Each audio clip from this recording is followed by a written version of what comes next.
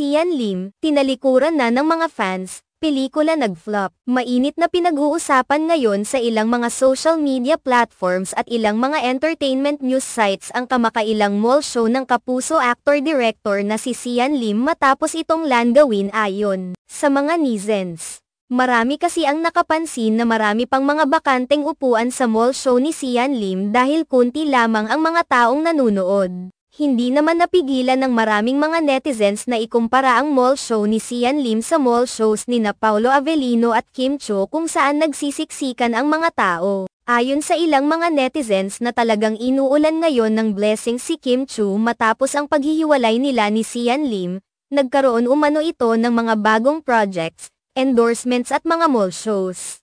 Sa kabilang banda, naging kabaliktaran naman umano ito kay Sian Lim dahil sa kabila ng pagkakaroon nito ng projects ay makikita naman tinatalikuran na ito ng ilan sa kanyang mga tagahanga dahil na rin sa paghihiwalay nila ni Kim Chiu. Kamakailan lamang ay muling umingay sa social media ang naging hiwalayan nila ni Kim Chiu noong nakaraang taon dahil sa mga detalye isiniwalat ni Sian Lim na pinaniniwalaan ng maraming mga netizens na may kinalaman sa kanyang mga projects. Subalit, agad itong pinasinungalingan ni Sian at iginiit niya na hindi ang pagkakaroon ng pelikula ang dahilan ng kanyang mga sinasabi kundi nakaramdam na umano siya ng awa sa kanyang mga mahal sa buhay na nadadamay na sa isyu at pambabatikos. Ayon kay Sian Lim, hindi niya deserved at maging ng kanyang mga mahal sa buhay na mabatikos dahil wala namang katotohanan ang issue. Ipinahiwatig din ni Sian Lim na kung may nararapat na batikusin sa kanilang paghihiwalay ni Kim Chiu ay walang iba kundi ang aktres dahil ito naman ang nakipaghiwalay at nagpasyang ilihim muna nila sa publiko ang lahat.